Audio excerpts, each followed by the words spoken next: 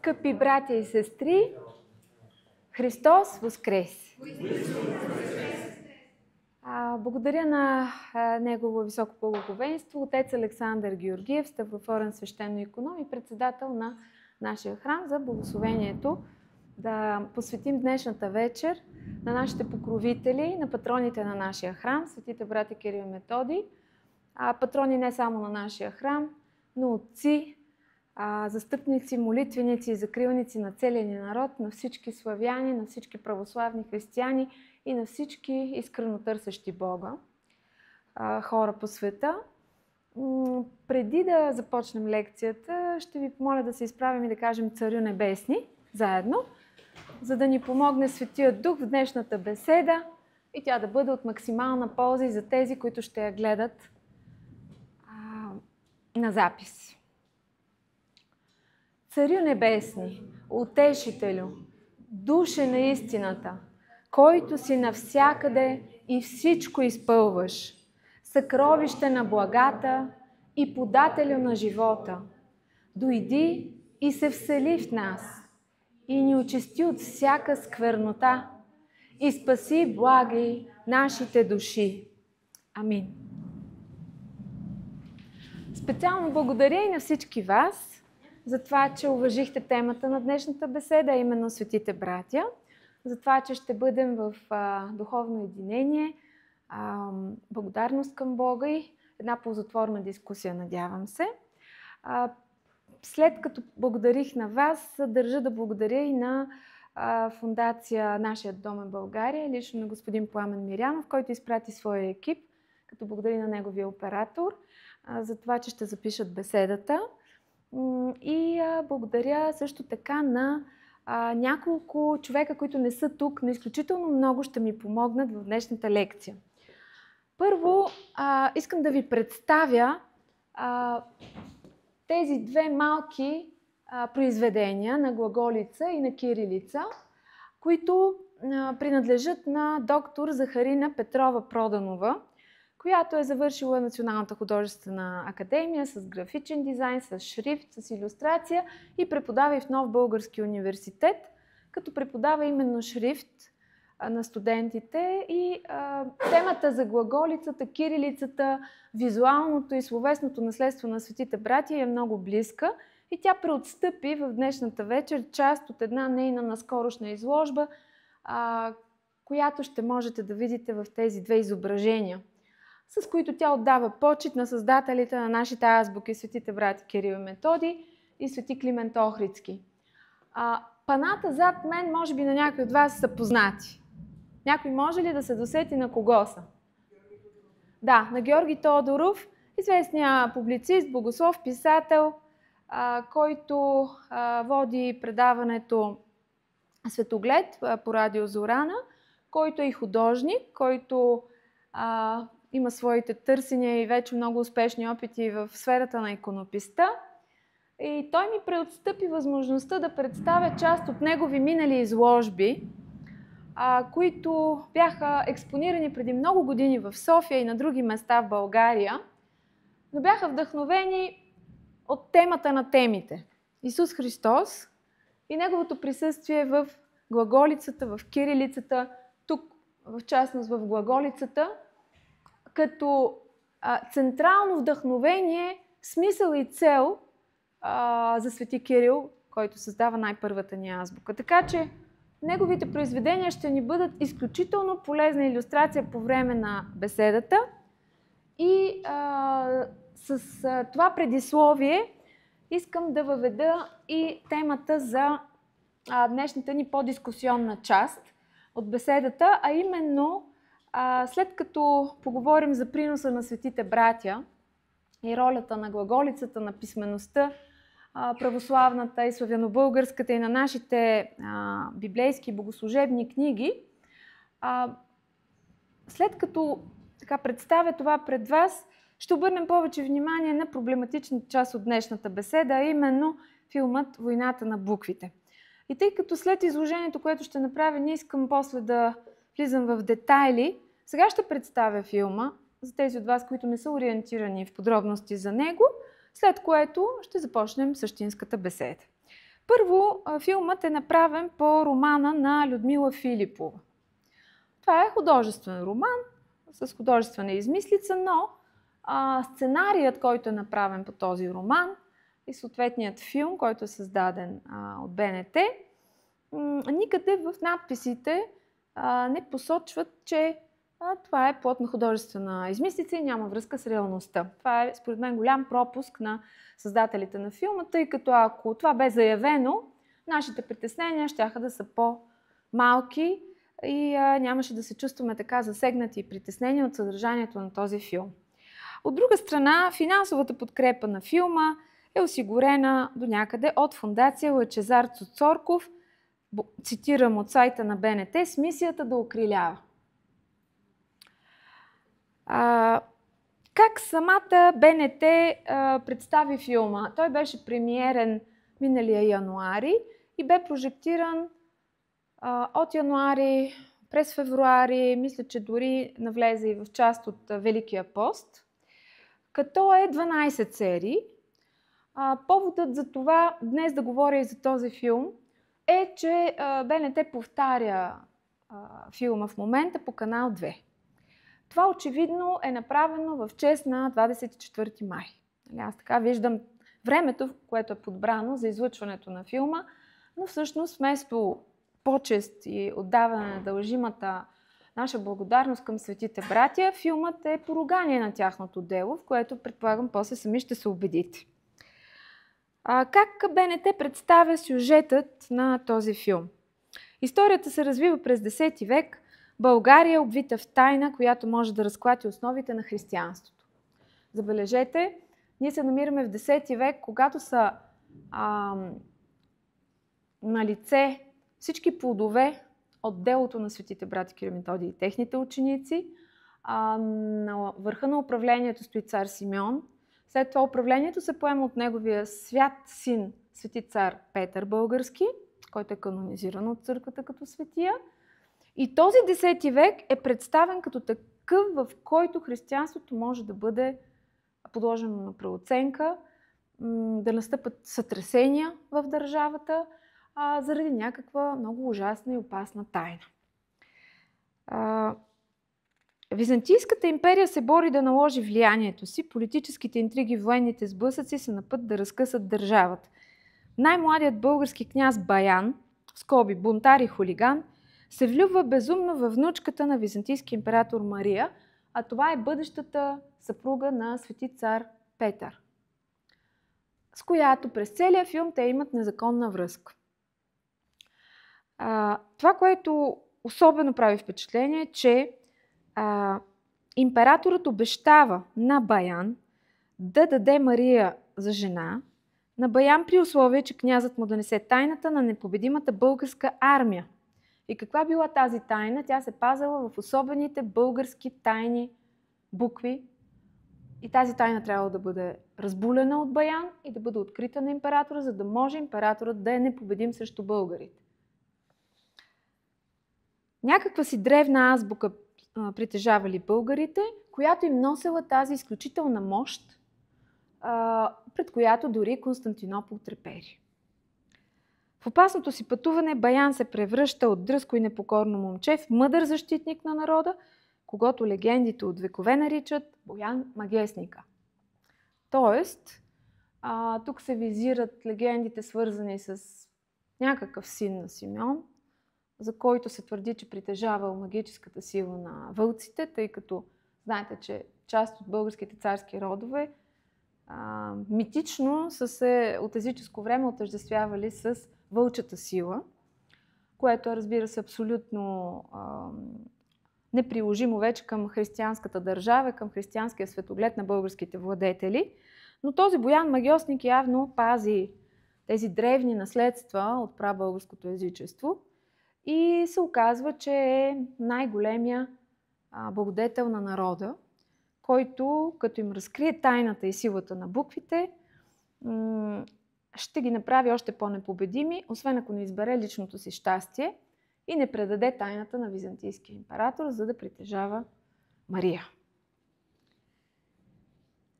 Най-силната държава в Европа е обвита в тайна. Историята е забулена в много мистерии, сцените и сюжетът са неочаквани. Много хора ще бъдат очаровани, пишат някои от екипа на филма. Много хора ще бъдат влюбени, много хора ще бъдат изненадани или дори провокирани. Но няма да има хора, които ще останат безразлични.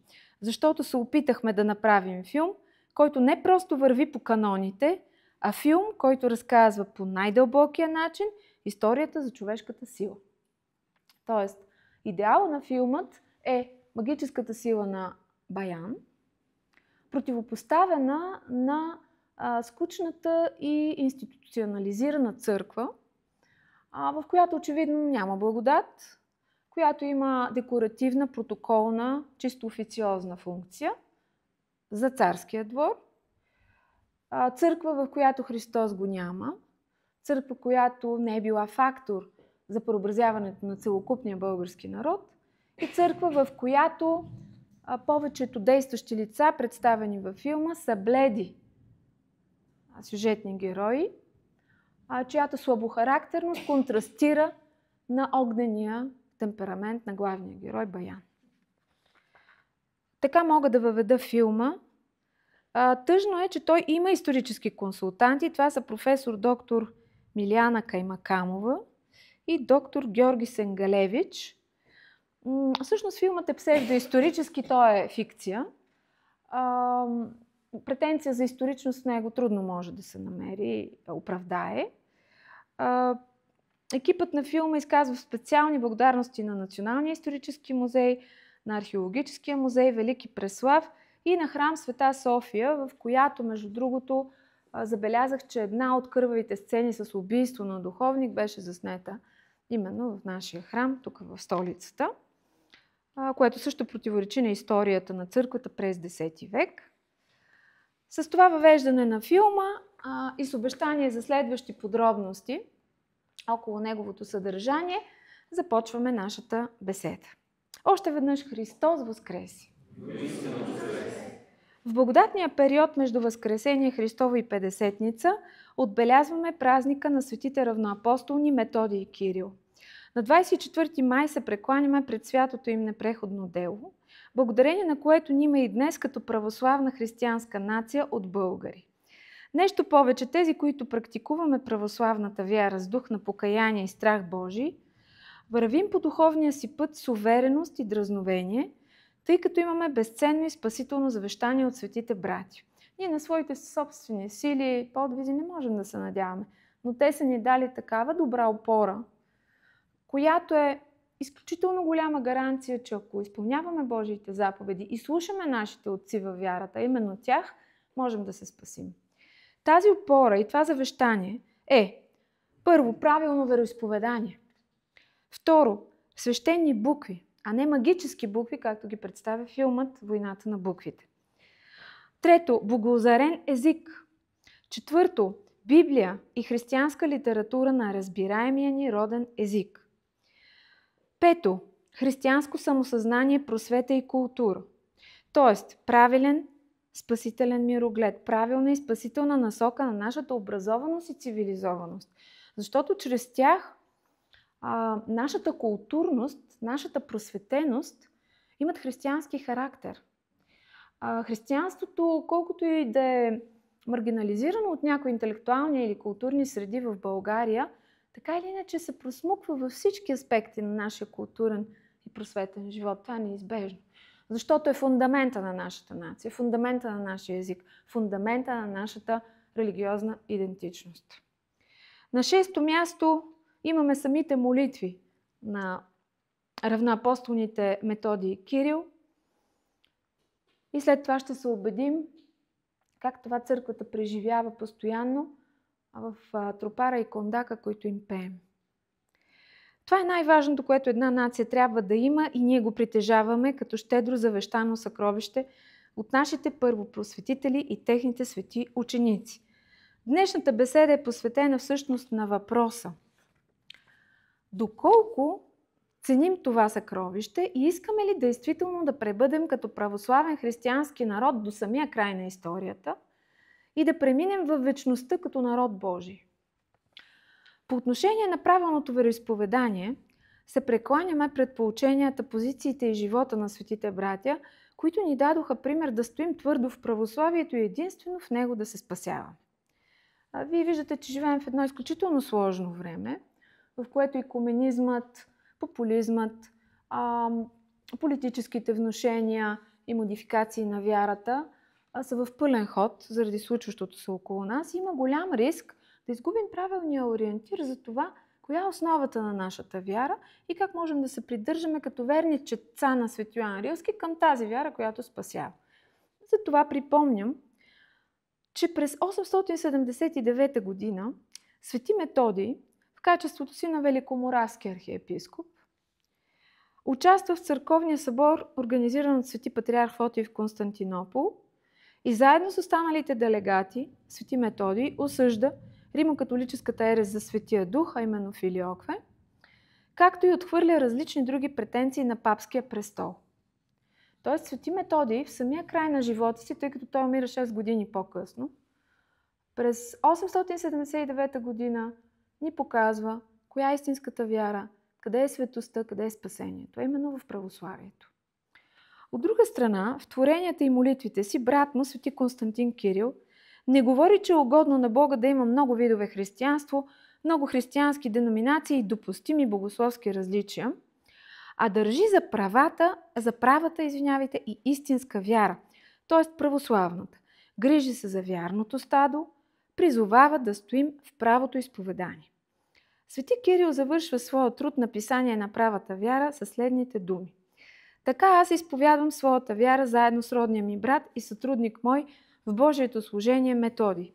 Защото в нея, в тази вяра, е спасението и надеждата. Нея предаваме на нашите ученици, та те като вярват така, да се спасят и в страшния съден ден отново да ни я върнат истинска, непроменена и съвършена, като застанат от дясната страна пред Господа Исуса Христа, истинския наш Бог, на когото да бъде слава във всички векове. Амин. Ако и ние сме ученици на светите братя Кирил и Методий, ако проповядваме на техния език, с техните букви и с буквите на техните ученици, то ние имаме абсолютно същото задължение да запазим вярата непроменена и чиста и да им я върнем с благодарност на страшния Христов съд. В предсмъртната си молитва в Рим той се моли така. Това е отказ от молитвата му. Господи Боже мой, погуби триезичната ерес и направи много да порасне църквата ти. Обедини всички в единодушие и създай изрядни люде, които да мислят еднакво за твоята истинска вяра и право изповедание. По отношение на свещените букви, сега ще имаме възможност да ги разгледаме и коментираме, привеждам мнението на руския старобългарист Борис Успенски, то разбира се не е единствено, но едно от многото, според когото няма съмнение, че славянската азбука е построена идеографски и представлява идеографски израз на свещеното писание, т.е. на Божието Слово и на самия Бог Слово. Ето няколко примера и тълкования върху глаголическите букви като графичен образ на Исус Христос, който е самата парадигма, смисъл и цел на създадената от Свети Кирил азбука. Първо искам да обърнете внимание на това изображение, където Георги Тодоров в най-добрата традиция на православната иконография поставя Господ Исус Христос в небесата, където и Той реално е, а долу с пълно смирение и съзнание за светостта на делото, към което е призван, Свети Кирил му се моли да му открие как да състави първата азбука за славянските народи. И започва с глаголическото аз. Нали? Това е първата буква А в глаголицата. Това е кръстът, това е идеограма на Христос, това е самият Христос, който още от Стария Завет се открива на Моисей в горящата капина, в неизгарящата капина, където благодатният огън бълбука и се чува гласа «Аз съм, който съм» или вечно съществуващият. От друга страна, сам Господ в Евангелието, в Новия Завет казва многократно «Аз съм пътят, истината и живота». Аз съм хлябът на живот. Аз съм възкресението и живот. Разбирате ли? Тоест това аз не е нашето аз. Това аз е Божието аз. Целта на нашия път. Началото и края на всичко. И тъй като и гръцката азбука започва с алфа, а изразът аз съм алфа и омега фигурира в книга Апокалипсис или Откровение на Свети Йоан Богослов, Свети Кирил е вдъхновен и започва също с това алфа и омега, с това начало и край, началото на всичко, глаголическата азбука и началото е Христос. Друг много важен момент, това е буквата С, глаголическото С, а това е също С и И.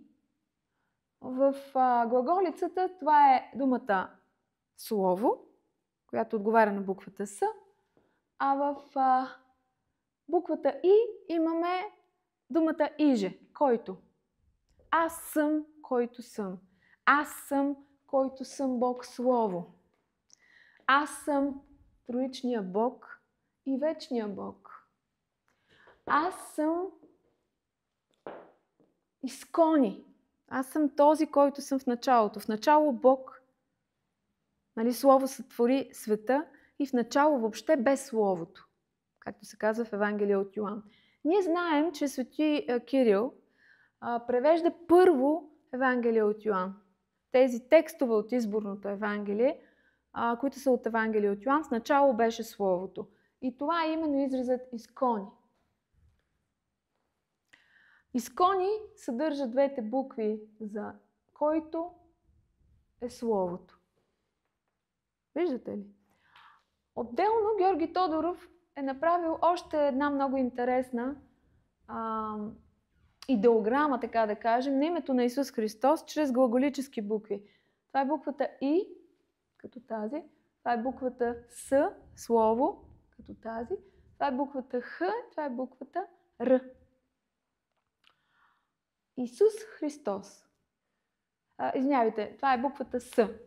Исус Христос. ИСХС. Разбирате ли? И ако си дадем сметка, този, който се въплати, е и този, който се възнася. И ако продължим с тълкованията, те могат да напредат в най-различни посоки.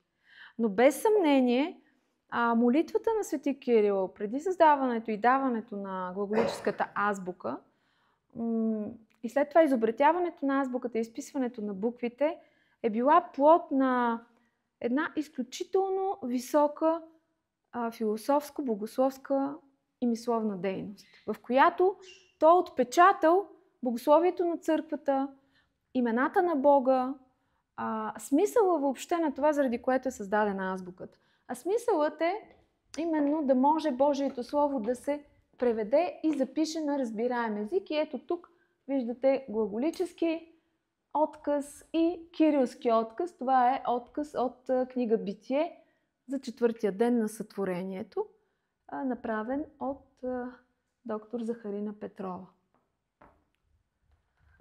Така, какво още казва Борис Успенски за свещените букви, за които филмът Войната на буквите твърди, че те имали магическа сила, а Свети Кирил очевидно е вложил в тях цялата си любов към Христос и вярата си в Него като път, истина и живот, а не някакви магии и енергийни очаквания за някаква магична сила на азбуката.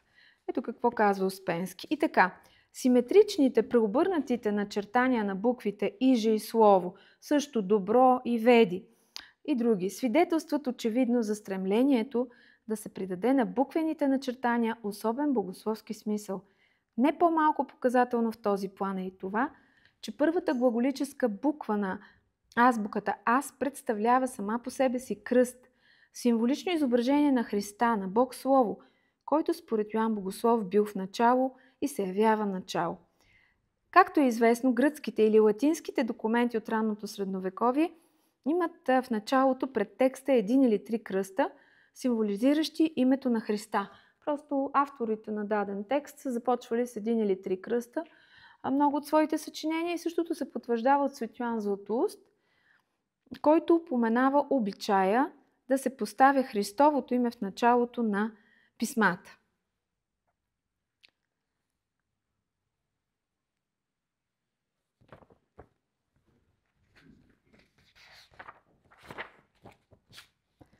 По отношение на богоозарения старобългарски или славянобългарски език, трябва да си даваме по-често сметка, че светите братя са пресътворили тогавашния говорим от славяни и българи език и са го наситили с нови идейни структури, с съвсем нови думи, с съвсем нови изрази. Трябва да сме убедени, че в езическите времена думи като благодарити, благообразно, благодати, богомъдри, благовещение, благонравие, Бог, Богородица, богословие, възнесение, възкресение, добродетел, добротолюбие, изкони, любомъдрие, праведност, рождество и така нататък. Светост, целомъдрие не са съществували. Това са думи изобретени от светите братя, на базата, разбира се, на фонетичния състав и звукова система на славянобългарския език. И в последствие тези думи вече са преживели своите трансформации през вековете, преминавайки през различните по-късни варианти на старобългарския език, после на църковнославянския и на новобългарския език. Според известната старобългаристка, чували сте за Донка Петканова, особено важен е проблемът за езика на първите славянски книги. Важен е, защото не става дума за един епизод в историята на културата, за едно забравено от поколенията дело без последствия, какъвто е, например, готският превод на Библията. Защото действително готите са имали готски превод, но това остава без много последствия. За разлика, примерно, от готския превод на Библията, който е по-ранен от Кирило-Методиеви, тук става дума за раждане на нов литературен език, който в скоро време става международен език. Касае се за изграждане на нов книжовен език, който в своята основа съществува векове и на него пишат милиони. Старобългарските писатели Черноризец Храбър, Йоан Екзарх, Климент Охридски наричат езика на Кирил славянски. В същото време Климент нарича славяните моя народ и това казва, когато работи в югозападните предели на България. Следователно езикът на Кириловите книги и езикът на неговия народ е едно и също. Йоан Екзарх пък, който следва примера на Кирил и Методий и иска да продължи тяхното преводаческо дело, нарича езика, на който ще превежда, свой език. Т.е. български език. А той е именно през 10 век живял. Йоан Екзарх по времето на свети цар Петър. Ясно е, че между неговия език и езика на Кирил няма съществена разлика. А известно е, че Йоан работи в Преслав и често е наричан от преписвачите български Йоан български. Не само Йоан Екзарх, а Йоан български. Очевидно е, че езикът на Кирил е славянският старобългарски език. Донка Петканова продължава по повод на Библията и първите славянобългарски книги да казва следното. Преводът на богослужебните книги е също така един забележителен подвиг на двамата братя. Поради липса на книжовна традиция на славянски език, пред тях са стояли за разрешаване много трудни проблеми. Как да се преведат философско-религиозни термини и отвлечени понятия, за които в говоримия народен език няма думи. Как да се изложи мисълта ясно, когато граматиката и синтаксиса на византийския гръцки език са тъй различни. За да се разрешат тези проблеми се е изисквало не само отлично владеене на двата езика, но и езиков усет, многостранна култура и словотворчество. И затова всички изследователи на Кирило-Методиевите преводи считат техните преводачески постижения за истинско преводаческо изкуство. Сега малко да кажем за молитвите на светите братя, които, ако си дадем сметка, са сигурно трижди по-топли, богати и достигащи Бога от нашите към тях. Дали нашата признателност, букетите, които им носим, предаванията, които правим за тях, книгите, които се пишат за тях, могат да покрият макар и малко от това, което те са направили за нас. Едва ли. И затова църквата ги възпява по най-хубавия начин, а именно така в Кондака пеем последния начин. Свещената двоица на нашите просветители да почетем, отключили за нас чрез превода на божествените книги извор на богопознание, от който даже до днес непрестанно като черпим. Облажаваме ви, Кириле и Методие, предстоящи пред престола на Всевишния и молящи се топло за нашите души. Ето защо в днешно време, когато делото им е подложено на произволна преоценка и се поругава с безочлива провокативност, имаме дълг да препотвърдим приноса на мисионерите, просветителите и благодетелите на нашия народ и да изречем думи на истина и дух, да използваме Словото по начина, по който свети Кирил и Методий искаха нашият народ да го използва. Затова с голяма тревога, въпреки нежеланието си, проследих внушенията, заложени в псевдоисторическия сериал "Войната на буквите" още през миналата година. Проследих всичките 12 серии, за да знам какви са внушенията, правени в него. И мога да кажа, че писателката Людмила Филипова си е позволила да използва Словото, завещано ни от светите братя, поругавайки тяхното наследство, техния принос и приноса на Българската православна църква към цялостната европейска духовност и култура. Най-страшното е, че Людмила Филипова и сценария, и съответно филмът "Войната на буквите" по нейния роман, повече от всичко се надсмиват над бисера на спасението, който получихме даром от Бога, и това е светото православие, за което свети Кирил и Методий отдадоха живота си. Вие знаете, че свети Кирил умира на 42 години, изтощен до предела на силите си, жертвал своето собствено здраве, за да може да обходи Вселената, да я облети като орел, както говорят за него житийните текстове, и ако може да проповядва истината на всички да се спасят. Но тяхното дело е поругано, обезценено. Това е лукава и много безсрамна провокация към християнското ни национално самосъзнание и е недопустим капан пред правилното оформяне на знанията, убежденията и идентичността на подрастващите поколения в България. Ако този филм беше представен просто като художествена измислица, естествено всеки творец има право на своето място под слънцето. Но когато това не е заявено и филмът се представя като едва ли не продължение на онези исторически филми от миналото, опитващи се да направят известна добра реконструкция на историята. Хан Аспарух, Свети княз Борис, Златният век, нали помните тези филми? Макар и някои от тях правени през комунистическо време, те все пак имаха своя принос за по-доброто опознаване на българската история и за повдигането на националното ни самочувствие. Днес с този филм "Войната на буквите" се прави точно обратното и това ще бъде доказано след малко. Първо, от страна на авторите му, както вече подчертах, няма поставен надпис, че филмът няма никаква връзка с историческата действителност, а незапознатите зрители, водени от интереса си към българската история и от доверието си към Българската национална телевизия, лесно може да се подведат от посланията на филма и да го приемат за автентична реконструкция на епохата и събитията, разиграни във филма. А всъщност филмът "Войната на буквите" не само, че не е достоверна възстановка на българския златен век, но дори хули пресветлите образи на светиите и будителите от Първото българско царство. На тяхно място сериалът издига противоречивата фигура на Баян или Боян Магьосника, като го представя за избранник на тъмни окултни сили, за пазител на изгубена магическа азбука и задкулисен фаворит на цар Симеон и българската църква. Във филма се внушава, че цар Петър не е законният владетел, че това трябва да бъде Баян. От друга страна, сериалът невярно внушава, че преди глаголицата българите имали таинствени стари букви и кирилица, по-ранна от Светокириловата глаголица и от Светоклиментовата кирилица.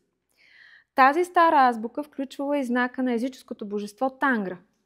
От тези забранени букви, наречени във филма и българица, извирала мощта и непобедимостта на българската войска, поради което дори византийският император искал да разполага с българицата.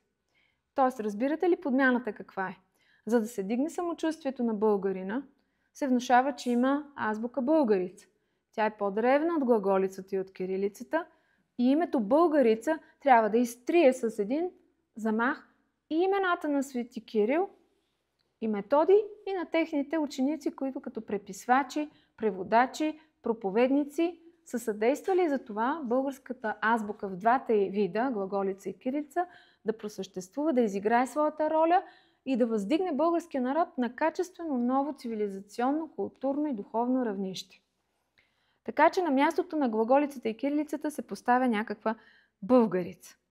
Нещо повече, има още едно абсолютно фиктивно твърдение, че на тази древна уж българска азбука било написано някакво българско евангелие, уж създадено още, забележете, през 4 век.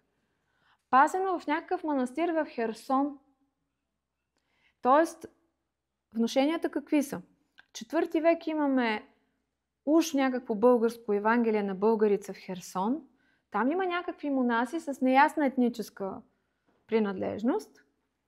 Може би се мисли, че българите, докато са преминавали от Велика България към днешна Украйна, Румъния, Дунавска България и нашите земи, тук-там са оставили свои представители и видите ли, може би в Херсон имало някакви такива незнайни българи, създали евангелския превод на някогашната, измислена от Людмила Филипова, българица. И забележете, главният герой Баян, магьосника, стига до този манастир. Друг е въпросът, че във филма беше сниман Гложенския манастир, което беше наистина друг голям пропуск, според мен, на сценаристите, защото наистина трябваше да бъде снимана някаква обител, която е абсолютно непозната за нас, като православни християни. Гложенския манастир беше така използван, изконсумиран в тази лъжа. Баян попадна в този уж херсонски манастир и идеята каква е? Че през 9 век, когато отива Свети Кирил, за да търси мощите на Свети Климент Римски, може би се е запознал с това Евангелие и всъщност до някъде е заимствал нещо от някогашния вариант на Евангелието от този херсонски 4 век и всъщност неговото дело не е изобщо уникално по никакъв начин. И затова в една от репликите във филма беше подметнато: кирилица ли? Триезична догма ли? Какво означава това? Че авторите на филма искат да внушат, че азбуката, която е защитавал Свети Кирил, а именно правото на славяни и българи да пишат на свой език, на своя азбука, в случая глаголицата, и по-късно кирилицата, която Свети Кирил, Климент посвещава на Свети Кирил, са азбуки, които са заимствани, които не са оригинални, които не е имало защо да бъдат защитавани от триезичната ерес, и че това са азбуки, които не принадлежат на светите брати Кирил и Методий, не са тяхно оригинално дело. Тоест, цялата му победа в Венеция на диспута срещу триезичните еретици, 867 година, губи своя смисъл. Папа Адриан се е заблудил, не е трябвало да го посреща в Рим. Постижението на Свети Кирил да лансира още една азбука и още едни преведени библейски писания на нов език и на нови свещени букви е нищо. И всичко това заради тези някогашни букви на българица, съществували според филма някъде си в Херсон. Тоест, това е директна атака срещу делото на светите брати Кирил и Методий. Директно обезценяване на победата им над една от ересите на 9 век, именно триезичната ерес. Директно подриване на всичко, върху което се гради нашата християнска славянобългарска цивилизация. Защото благодарение на тях и на техните ученици, намерили подслон в България, всъщност половин Европа пише и говори на този език и с тези букви. Всички славяни постепенно възприемат този език, за да стигнем до уникални явления, като това глаголицата да се ползва в Хърватия почти до 17 век, църковно-славянския език и букви да се ползват дори в Румъния до 17-18 век за изписване на самия румънски език с кирилски букви. да достигнем до това цяла Полша, цяла Киевска Рус и съвременна Русия да са това, което са, благодарение на глаголическата и по-късно кирилската азбука, и включително да имаме феномена в Монголия кирилицата да е официална национална азбука. И до днес монголският език се изписва официално с кирилски букви. Това е официалният език на държавата Монголия. И до днес. Представете си какво огромно разпространение всъщност има кирилицата. И какво, как да кажа, идейно и духовно въздействие има тя върху съзнанието на хората, които ползват тази азбука. И съответно, нали, корените и в глаголицата. Защото кирилицата има елементи заети от глаголицата. Така че сериалът "Войната на буквите" наистина поставя изключително сериозни въпроси, които аз с тази беседа адресирам и към вас, боголюбезни гости в днешната ни беседа, така и особено към младото поколение на България. Винаги внимателно да проучва всичко, да се държи от доброто, както казва апостол Павел, от полезното, а тъмнината и лъжата да се изобличава. Защото ние, ако не знаем кои са нашите корени, наистина нямаме бъдеще като народ и като нация. Тук, за да освежим нашите сърца, ще ви цитирам част от думите на свети Климент Охридски за свети Кирил. Климент ли не е знаел какво е направил Кирил? По-добре от Людмила Филипова и от филма "Войната на буквите". След като е негов личен ученик, след като го е съпътствал по друмите на тегобите и мисионерската дейност, Климент ли не е знаел? Ето какво написва той. Като пресметнем неговите подвизи, трудове и пътешествия, няма на кого други го да отдадем подобна похвала. И наистина, макар и да възсия по-късно, той надмина всички. И както зорницата, която изгрява по-късно, озарява със своя блясък целият звезден лик, пръскайки светлина със слънчевите си зари, така и този преблажен отец и учител на нашия народ, като свети повече от слънцето чрез зарите на Света Троица, просвети безброен народ, който тънеше в мрака на невежеството. Облажавам твоите движени от Бога пръсти, чрез които се написа за моя народ свобода от греховното иго. А за свети Методий и свети Климент пише: след това Методий, като остави на страна всичкия житейски шум и като възложи всичките си грижи на Бога, най-напред постави от своите ученици двама свещеници, добри скорописци, и преведе бързо от гръцки език на славянски всичките библейски книги в пълнота, с изключение на Макавеите, в продължение на 6 месеца, започвайки от месец март до 26-я ден на месец октомври. Като свърши, отдаде достойна хвала и слава на Бога, който дава такава благодат и такъв бърз успех.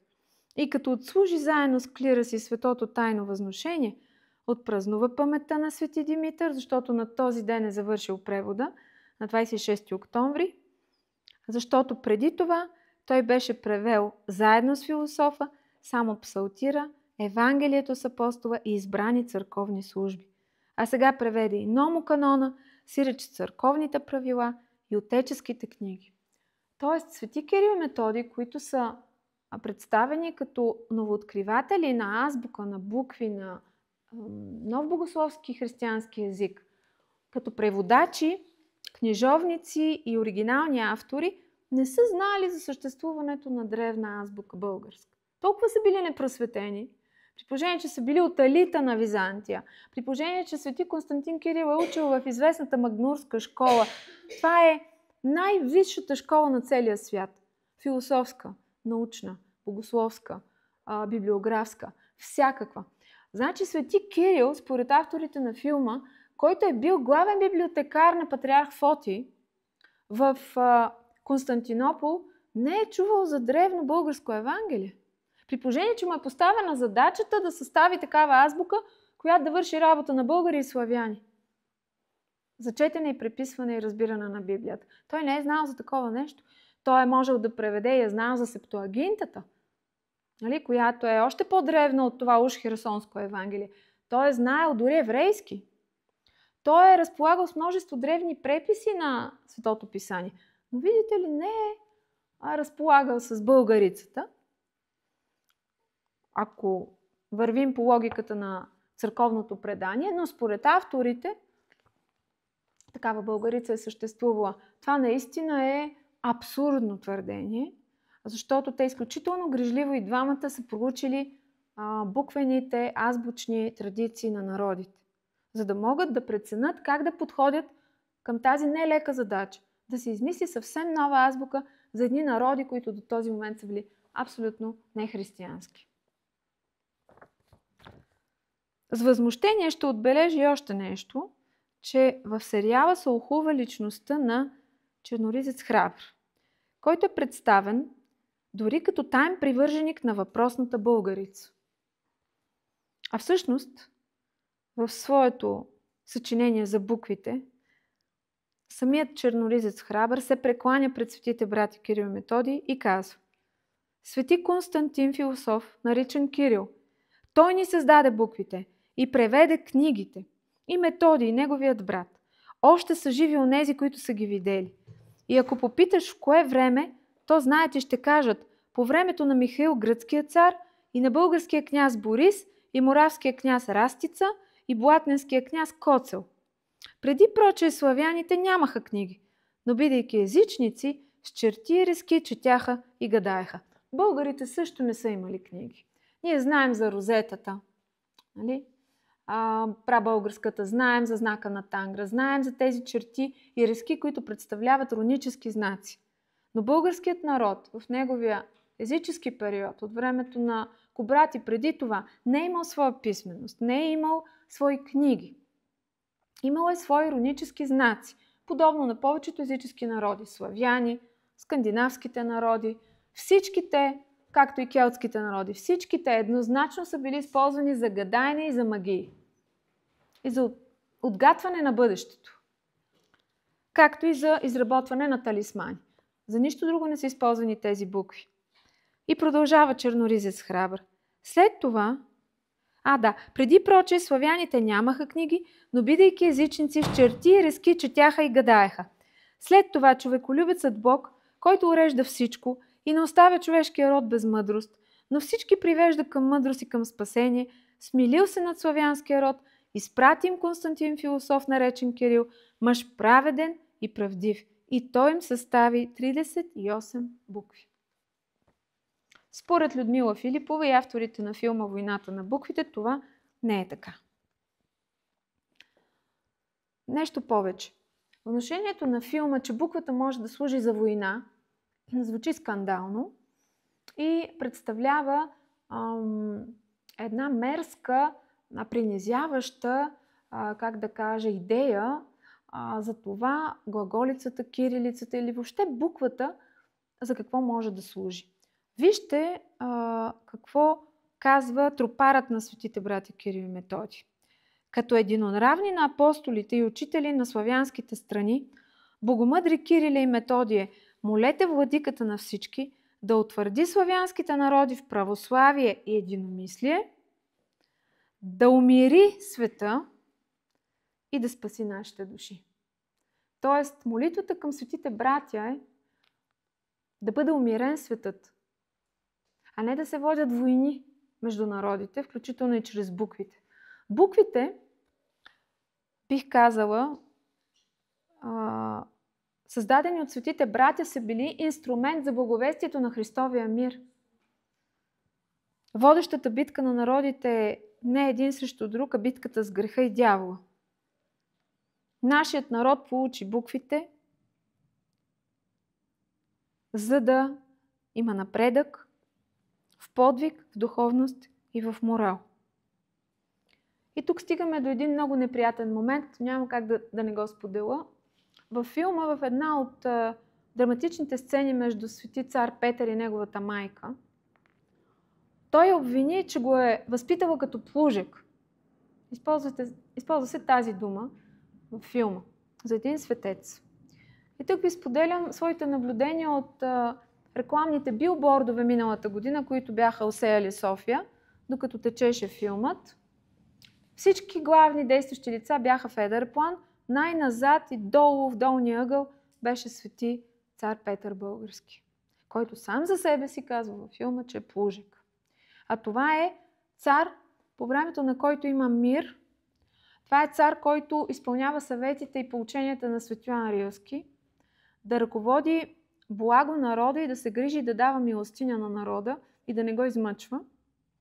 Това е цар, който продължи великото дело на своя дядо, свети цар Борис Михаил, покръстител, и на своя баща, цар Симеон Велики. Този свети цар Петър, когато ние честваме на 30 януари, в църковния календар, тук беше представен като плужик, безхарактерен, неуравновесен, непостоянен, несигурен в себе си и в своите качества и ревнив към своя харизматичен брат Баян Магьосник. Бог да им прощава. Сега друго, което трябва да откроим, е, че да се правят филми на българска историческа тематика е похвално, но такива принасят полза само ако не рушат паметта на предшествениците ни, непреходните завоевания на българския национален устрем и православната ни вяра. Не можем да приемем безучастно филмовите сцени на насилие срещу монаси и духовници, разиграни сякаш в храмове в столицата Преслав и манастира Патлейна. Това е манастирът, построен от свети цар Борис. Във филма имаше няколко кървави сцени на убийства, взаимни агресии между различните фракции, в които има убити монаси и духовници. Това е нещо абсолютно невъзможно да се случи в Преслав и в Патлейна по времето, за което се разказва във филма, през 10 век. Българската църква и българската държава са работили в забележителна симфония, т.е. хармония по това време, и българските царе са осигурявали пълен комфорт на българската църква, за да може тя да просвещава, да проповядва, да преписва книги и да развива богослужението на народния български език. Не забравяйте, че през 893 година в Преслав се състоя известния Първи събор на българската църква. Именно на него бе решено българският език да стане официален език на държавата, официален език на царската кореспонденция, на дипломацията. И в този момент, в който кръстът, храмовете, манастирите растат и освещават цялата българска земя, този филм разказва за кървави убийства, интриги и задкулисия в българския царски двор и в българската църква. Образът на главния духовник, който така и не бе именуван, който според тази епоха би трябвало най-вероятно да е Йоан Екзарх или един от следващите вече глави на църквата, първите български патриарси, бе представен по един изключително безличен, обиден начин, който внуши, че българският патриарх не е продължител на свети Климент, не е продължител на светите брати Кирил и Методий в своята дейност, а задкулисно знае за тази тайна българица и симпатизира тайно на Баян Магесника. Даже му помага да се укрива. Тоест, всичко, което църквата ни е дарила на нашия народ, чрез книгите, чрез свещените букви, се захвърля като бисер в калта и филмът внушава, че има някакво друго съкровище. Но по-лошото е, че се внушава, че има една друга духовност, която е истинската духовност на българина, истинската сила на българина, и това е зараждащото се богомилство. В последните серии на филма вече богомилството беше представено като зародило се и Боян като един от неговите най-големи и верни изразители, криещи се по горите от преследващата официална власт, неразбирани от официалната църква, но обладаващи висши духовни сили, които ги представят като ангели, паднали от небесата. Криещи се в българските гори и поставящи прометеевския пламък в недрата на българската земя, така че нашия народ в един момент да постигне такова познание, което, видите ли, църквата не е способна да му даде. И православието не е в състояние да му осигури. Това беше най-тежкото финално послание на филма, което се откри наистина в последния момент, в последните серии на филма. И за мен това беше най-голямата брадва, бих казала, по убежденията и самосъзнанието на нашия народ и най-вече най-голям удар върху малките, които не разбират, които не знаят кои са тези хора там в гората, какво е опасното в тяхната дейност, защо подриват държавното и национално единство, защо учението им е еретично, какво е въобще ерес. Те не разбират от тези неща. Обаче са представени героите на богомилската общност като свети, преследвани мъченици на своето време, на 10 век, преследвани от официалната, лоша, богата и жестока църква. И от лошия цар Петър. Разбирате ли, това беше всъщност финала на филма, който за мен наистина превърна филма в един тотален провал. И поради това аз мисля, че дори имаме основание така и за по-конкретни реакции, а именно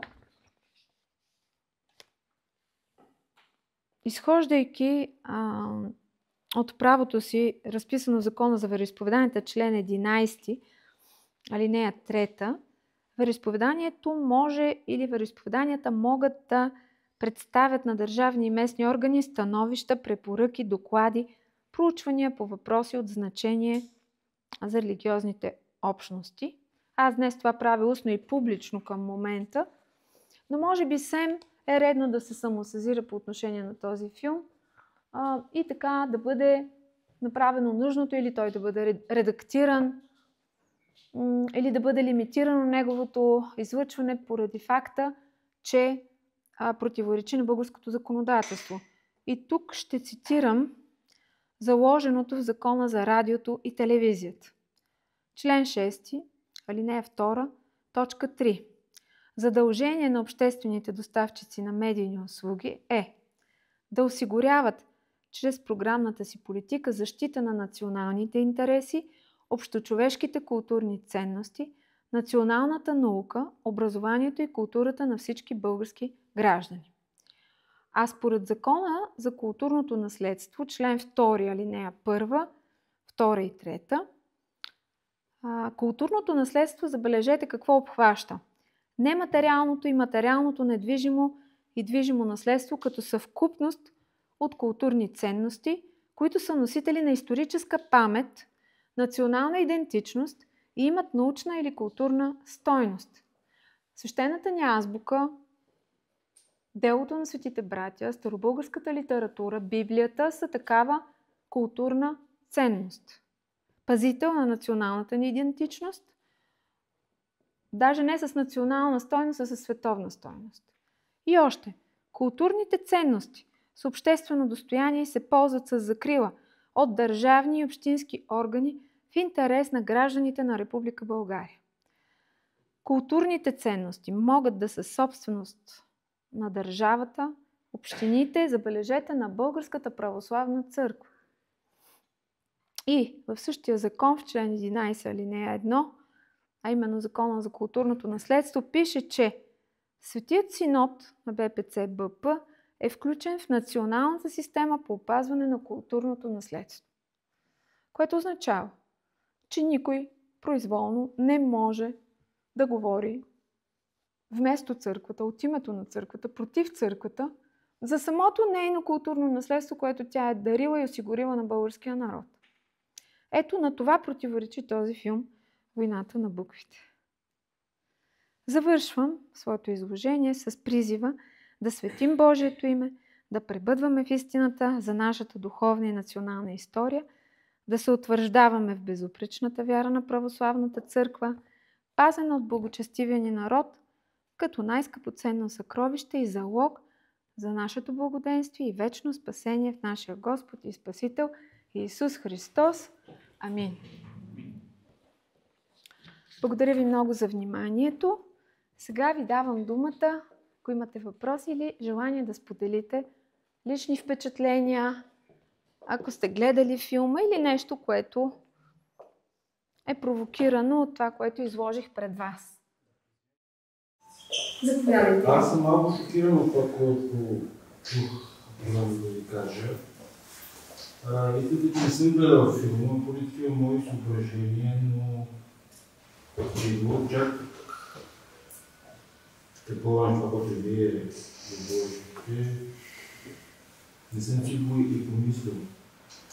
И вие изредите законодателната рамка, която е нарушена.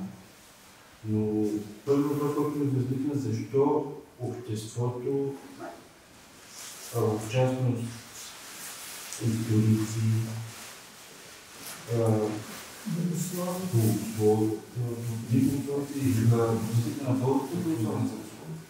обществената телевизия все пак има дори и предаване, което е посветено на религията днес. Предавания дори, да. Домът на вярата и те са много хубави предавания. Ние сме благодарни на БНТ за тези предавания. Къде са позициите на редакторите на тези предавания, на водещите? И аз само въпроса дори вие тази беседа е много хубаво нещо, но вие наистина ще трябва да я развиете и да поканите дори авторите и на романа, и на филма. Това е просто, аз не знам, всеки българин ще се съгласи, че образованието днес нивото му деградира се всяка нова година, от много време насам. И поради тази причина, подобни филми, предавания с подобни внушения, наистина имат много по-голям ефект върху обществото. Така, съгласна съм. Единствената реакция обществена беше в няколко предавания, но доста така мимолетно минали през медийната река. И другото, многото коментари в интернет под YouTube сериите. Там имаше и за, и против, но не се хвана същината. Говореше се за актьорите, дали е силен филмът в кинематографско отношение, дали добре са си изиграли образите, съответните актьори, но това е повърхността на проблематиката, която ние днес разгледахме. Ами тези хора, така да кажа, на кино, те дали са наясно, че когато в един филм участват български светии, аз не мога да разбера как е възможно да се случи този филм без да изложите на светия сила. Само са взели благословение да снимат в храм Света София, но не знам дали се е знаело от митрополията какво точно ще се снима. Ама това е същината, аз не мога да видя как може да излезе митрополията със становище, преди да е запозната с сценария на филма. И най-вече на сцената, която ще се записва в този храм. Ама не, и изцяло, както за царка Петър, светителя Петър, нали, се позволява някакъв сценарист, режисьор, да му обвинява тези думи, аз съм Плужък. Да. И тези хора си вярват, че наистина са създали някакъв, как да кажем, продукт, който наистина струва нещо. Така и, за съжаление, те твърдят, че така откривали истинската сила на човека. А ние знаем коя е истинската сила. Това е Христос в мен. Нали? Както казва апостол Павел, не някой друг. Дори ви изключим богословите. Самите историци как се склонни така, вие изборите две Вижте, за мен просто този филм бе подценен. Имаше едно недоглеждане на цялата ни научна общественост към неговата поява. Чест прави на тези, които са взели отношение. Ако има някакво друго мнение да споделите. Значи аз съм ви изключително благодарна, че вие обърнахте внимание на този филм, който аз така мимоходом няколко пъти попаднах и ми прозвуча несериозно това, което гледах и не мога да си губя времето, значи не съм го гледала филма. От няколкото кадъра видях, че мен ми се стори като авантюр, някакъв приключенски филм. Аз така го приех, че това не е интересно. Сега, значи тук, уважаеми присъстващи, трябва да кажем, че едно такова събитие, което се случва страшно, срещу покровителя на Европа. Значи това, представете ли си, цяла Европа е почела, признала заслугите, духовното наследство на Свети Кирил Славяно-български. Това да се допусне по българска телевизия, национална телевизия, 12 серии, да се откровени лъжи да се говорят. Значи ние много добре знаеме, че има и професори, и доктори, и историци, и това да се премълчава, това означава, че се прави една изключително съзнателна, откровена, тенденциозна провокация. Няма нужда ние тук сега да се очудваме. Няма какво да се очудваме. Това са 12 серии. Аз не съм чула коментар. Аз за първи път чувам, че някой коментира и обръща внимание на една такава провокация, на която всичките аз от тук нататъка имам все пак някакви форуми, някакви възможности да споделям и да преподавам някакви неща, значи аз ще обърна внимание на този факт. Това искам да кажа. Сега, тази Людмила Филипова, нейното потекло, с какви структури е свързана, кой провокира всичко това, елементарно е човек да се досети и да разбере какви са целите и последствията. Аз не знам нищо за потеклото й. Тя е на Гриша Филипов, дъщеря. Така ли? Да. Значи, сега разбирам. Откровенно, да. Няма.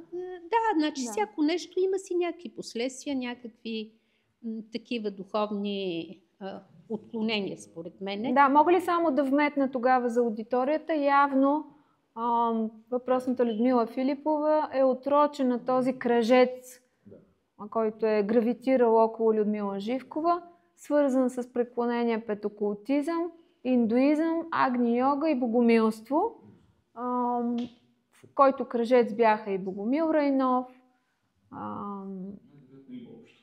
да, и много други наши интелектуалци, Светлин Русев и така нататък, които очевидно са повлияли на следващото поколение, каквото е тя, авторката на романът, и вероятно тя има, ако не искрени такива убеждения, свързани с окултното и магичното, то поне се заиграва с това. Той от комерциална гледна точка, той е печелившо, защото се продава. Не, нещата са аз няма да се очуда, ако тя не е кръстена, например. Тя е твърде вероятно. Възможно и да не е кръстена, значи, но с претенции да налага една интелектуалност и да търси една псевдодуховност, вече тръгва по тези пътища, където и се предлагат и финансиране и други неща. Това исках да кажа. Благодаря ви, ще се радвам, ако взимате отношение от тук нататък. Да, и това да е полезно. И всички присъстващи. Аз въобще не съм обърнала внимание на... Да, заповядайте. Не знам въобще. Мен ми се струва, че ние тук малко без причина се занимаваме с тези неща. Това са дреболии, според мен. Защото и Христос е хулен, и всички светии са хулени. И това ще продължи, така че аз не знам ние какво може да се занимаваме с тия хора. Освен Светия Синод да излезе с някакво мнение, опровержение. То го е имало от край време, то го е имало и винаги ще го има. Ние това не може да спреме. Не може да го спреме. Да. Микрофонът се приема. Да. Така че за мен темата е малко излишна и пресилена. Ние да си гледаме... Добре да има и реакция. Да, добре да има реакция, ама реакцията няма да има никакъв ефект.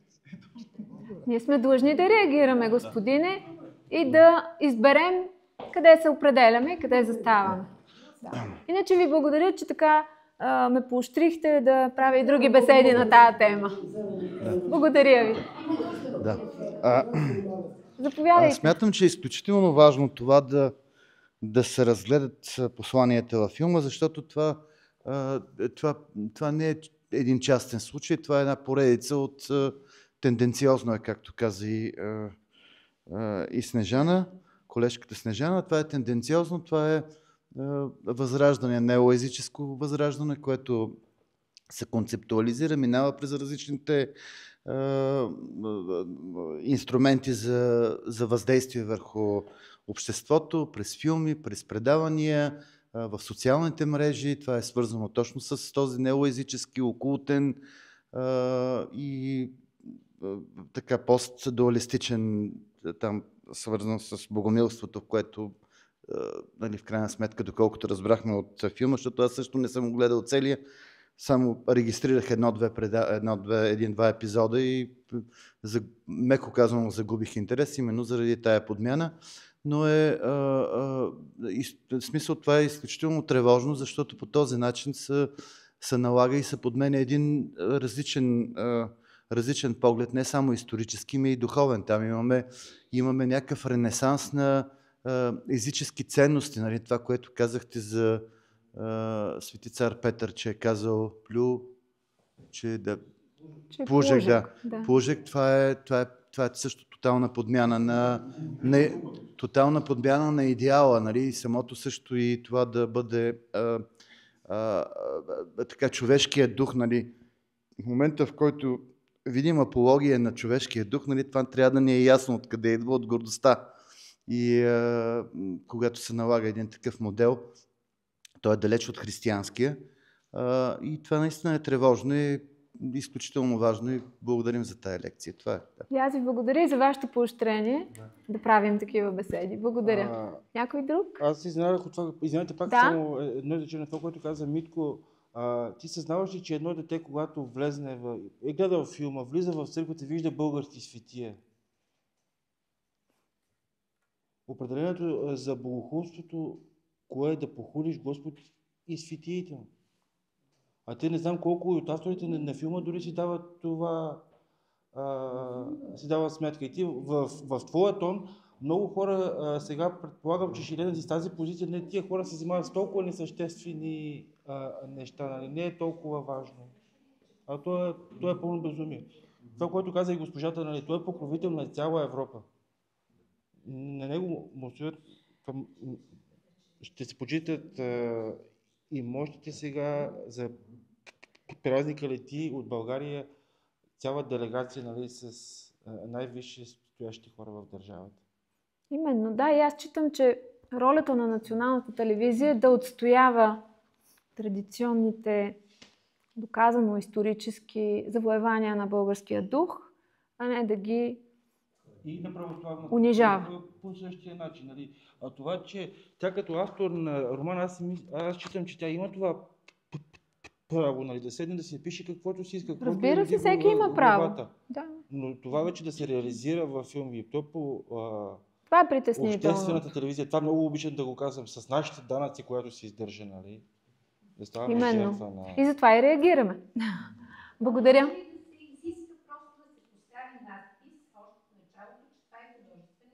Да, това е едно от моите предложения. Да. Това е добро предложение. Зоя? Аз искам да кажа, че май се оформяме група хора, които са се отказали да гледат филма. И аз съм една от тях. Видях първия до някъде и не знам кой друг епизод от първите. И просто се отказах най-вече точно заради образа, в който се представя Свети цар Петър. Но се опасявам, че проспиваме нещата, така че тази инициатива според мен е много необходима. Благодаря. Във връзка с внушенията във филма, защото аз се спомням, че аз изгледах няколко епизода. Едното, което е за богомилството, другото е, че в едната серия, не си спомням коя съм гледал от всички, там имаше едно такова нещо, което ме накара мене да се замисля, че гърците пробутвали на българите само ереси. Тоест, те ни пробутвали ереси, затова ние трябвали сме да тръгнем по правия път, т.е. по богомилството и да си вземем истинската тази азбука, българицата, нали? И това е реално правия път. ако изходим от волята на Господ, нали, Евангелието да иде до края на света, то Евангелието в нашия край на земята е достигнало именно на кирилицата, на тая, която четем днес. Тоест на тая азбука и на този език Евангелието отишъл в нашия край на света. Точно така. И още нещо благодаря за този коментар. Тук си бях отбелязала да ви прочета следния диалог от 5-та серия, от 5-ти епизод. И вие ми напомнихте за това, за което съм благодарна. Тече един разговор между Вениамин, тайния син, гърбав, скрит, болен на Симеон, Баян и един войник. Вениамин казва: буквите станаха моя бог. Първо, българицата е вече обект на култ. Тя е като фетиш. Войник към Баян. Глаголическите букви са трудни, затова пишем с гръцки букви, но българското. Кирил казал, че българите имат стари писмена. Използвал ги, за да им състави азбука. Ето е тук фалшификацията. А един монах в Константинопол казва на Баян: глаголицата е чужда, празна и далечна от кръвта. Разбирате ли какво се казва във филма? Тези святи букви, с които започнахме беседата, буквата Аз, т.е. Христос, буквата Слово, буквата Иже, който, т.е. пак за Бога става дума, буквата Добро и така нататък, Любов, са според филма чужда, празна и далечна азбука от кръвта. Така че хулите са и напълно директни. Тоест, тук дори няма опит за финно поднасяне на една друга гледна точка. Тук има директна атака към делото на светите Кирил и Методий. И тъй като аз лично за себе си, като българка и най-вече като православна християнка, считам, че дължа всичко на тях, абсолютно всичко в моя живот на тях, не можех да остана безразлична. Някой желае ли да вземе отношение? Ако не, Да, аз искам да дам един много интересен пример, понеже аз съм била учителка по вероучение на малките деца в детската градина и първите класове. И първите групи, началните. Големите групи и до четвърти клас. Нали, в детска градина сте била? В детска градина и до четвърти клас. И до четвърти клас. Където пак са деца и съждението е някъде към 11-та година. Вече може да имат съждения сериозни. И при тях трябва много внимателно и за предпочитане в присъствие на учителката. И взимам аз един диск от магазина пред детската градина, Цар Борис I, филма, занасям го тържествено и съм доволна, нали, понеже нямам време за Цар Борис да разкажа, само в най-общи черти оставам диска и госпожата го пуска на децата и вика: извинявай, Глъбова, обаче ти какво ми даде? Понеже аз не съм имала време да изгледам диска, той започва с нещо, което е неподобаващо, нали, за тази възраст. И цялата продукция не е предназначена за малки деца. Просто аз не съм имала диск за детската градина. Не разполагаме с такъв. А каква е връзката на това, което ни разказвате с темата на днешната беседа? Вие направихте много ценен паралел с предишните продукции, тъй като аз познавам екипа на този филм. Мога да кажа, че ги познавам от деца и знам колко са талантливи и какво им дължим в нашата култура. Нали? Те са в телевизия и така нататък. И се опитвам да разбера тяхната гледна точка като сценични творци. И това, че те имат преработки на някои филми, които са нелепи, които са от периода на социализма. Те са израснали с тези продукции и правят усъвременявания, които са наистина издържани и добри. И в този смисъл, ако, да кажем, имаме един владика, който е завършил ВИТИС, или просто до когото се допитват. Да, те могат да се допитат, защото той им е колега. Може би имаме и актьори в Клира, които са наистина богати с тези две точки. Имаме също една актриса, която в момента има детски предавания много добри. И тази допирна точка, която направихте, за мен беше много ценна, защото знам и трудовете на Слава Янакиева, които са, нали, дисертация, мисля, че. И е много полезно това сравнение, защото сме гледали Аспарух. Разбрах ви. Да, Нали? т.е. това, което можем да кажем е, че кинематографите, хората, които творят в сферата на киното, на филмовото изкуство, само биха спечелили, ако когато правят филми на такава важна тематика или подобна по важност тематика, се консултират и с църквата. И тогава не биха допуснали такива фрапиращи грешки. Факта, че такава консултация очевидно не е имала, показва отношението към светото православие. Такава консултация, това е явно убеждение, това са хора, Именно. хора езичници, които няма какво да се заблуждаваме да се занимаваме с тях. Има ли други мнения? Исках или само да позиции? довърша още нещо. Да. Съжалявам, че вземам за втори път Не, думата, заповядайте. да не прекалявам, но мисълта ми е следната, че то даже е парадоксално, защото в филмите от социалистическия период, такива исторически, да, имаше секуларизация в тях, но в общи линии те бяха относително правдиви, поне нямаше такава подмяна, докато сега имаме една тотална, той има подмяна на духовната същност. Имаме такава претенция, че съществува, че всъщност тази болна мистика, тя е истинската духовност, да. а другото е, те претенции на ние навсякъде може да ги видим в социалните мрежи. То е изключително агресивно от всякъде на залива, през най-различни малки и големи гурута, които се изявяват в тази среда. И така, но наистина тук е пропуск, че самата телевизия не е поискала благословие, когато става дума за такава тема. Наред с всички други положителни неща в тая посока, които прави, няколко предавания на тема, мисля, че са около 3, даже, които са във връзка с православието и с християнството.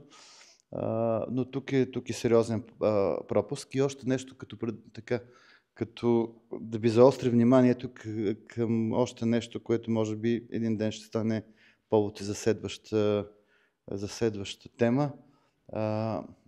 Това е, не знам дали ви прави впечатление, но така доста упорито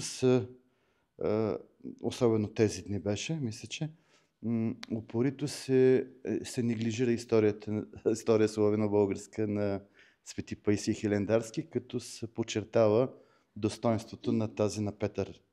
Да, това е една нова тенденция от няколко години. Да. Забелязвам я. Но тук валидираха го това и през институциите, и даже и самия президент застана зад това, като извадиха документи от Ватикана. Това е част от геополитическия сблъсък, който има отражение и върху вероизповеданията и върху това, което се случва. Да. Аз ви благодаря за този коментар. Ние обаче сме вярващи хора и помним думите на Господа, че дързай малко стадо от една страна и от друга страна, че в света скърби ще имаме, но аз победих света. Така че ако ние сме с победителя, ако ние сме с възкръсналия Спасител, радостта ни ще е пълна, винаги и всякога, при всякакви обстоятелства.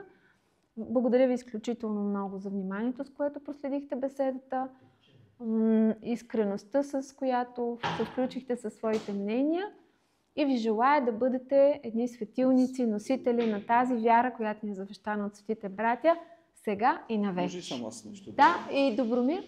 Да, аз искам само не на последно място, но не че е толкова важно, но това поне да отбележим. Първо благодаря за ценната беседа, стегната, разбира се, и ясна, както обикновено.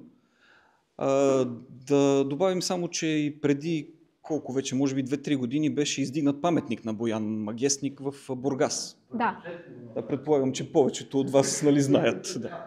Спомняме си. Да. Да, където може би това е във връзка, че нищо не започва от днес, нали? Все пак и с сериала може би е продължение, нали? Само на една такава Тази връзка, тенденция, между другото, наистина е много забележима, защото в едно много близко време състояла се. Слава Богу, паметникът беше демонтиран. Да, негово високо преосвещенство Йоанники, нали, царство му небесно вече, той имаше за категорична позиция срещу паметника и срещу подобни, нали.